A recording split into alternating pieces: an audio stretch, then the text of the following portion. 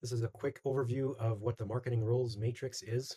So this is a concept that I came up with a few weeks ago, and it basically just categorizes different marketing roles and different job titles into the four separate quadrants.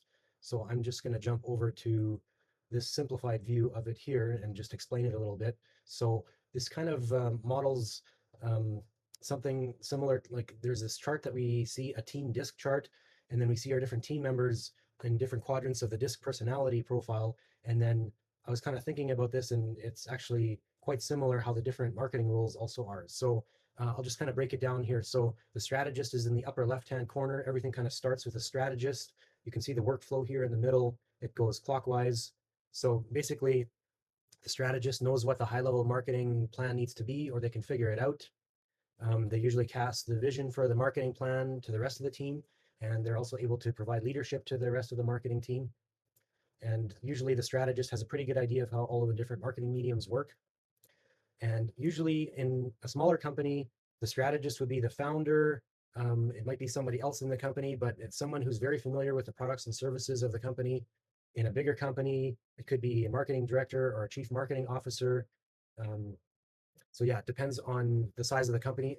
And and then in the top right corner here is the creative. So these are people who are gifted with coming up with ideas for videos, photos, other images, like graphic design stuff, and also for written content. So it's not just visual stuff, it's also the written creative stuff. And often you will have one person that's a little bit more specialized. They're gifted in the visuals, like the images and videos, and creative writers would be kind of on the other side of that. Sometimes you have both in one, but often it's either written or visual where they're gifted. So yeah, this is often done by one person in small companies. In larger companies, that would get split up between graphic designers, videographers, photographers, copywriters, stuff like that. That would all be in this top right quadrant in the creative here. Um, and then for the bottom right quadrant here, this is implementer. So this is often a person who is detail oriented, capable of executing on the strategy. Often these creative people are quite scatterbrained and they're brilliant, but not always very organized, or their follow through might not always be great.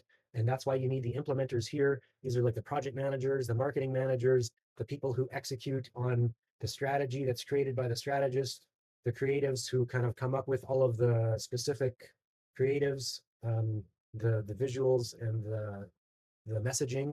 So the implementers actually execute on that stuff.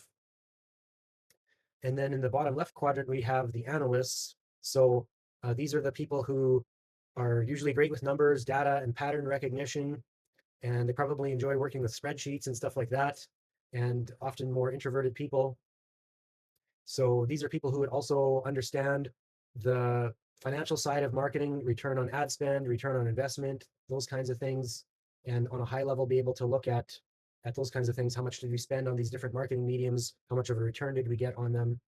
So that would be the analyst in the bottom left.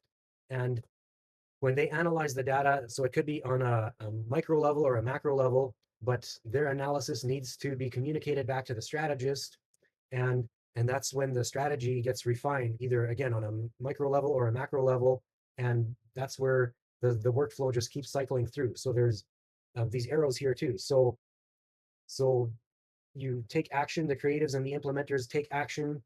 um, you get the feedback here, and then more planning can happen between the analyst and the strategist, and then there's more ideas that come up from that, and then it just kind of keeps going in a circle, and then more action gets taken. You get feedback, you look at the data, and it just keeps on cycling like that.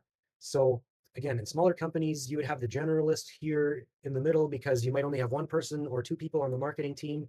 You're kind of forced to cover all these bases with one or two people. In larger companies, that's where things kind of get specialized a little bit more. So you would have multiple people. There would be specialists further to the outside here. So that's just a high level overview of the marketing roles matrix.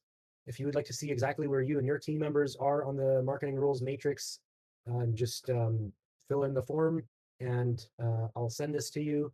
And then you can have the details here along with even more unpacking of all of this stuff and how you can maximize your marketing teams even more.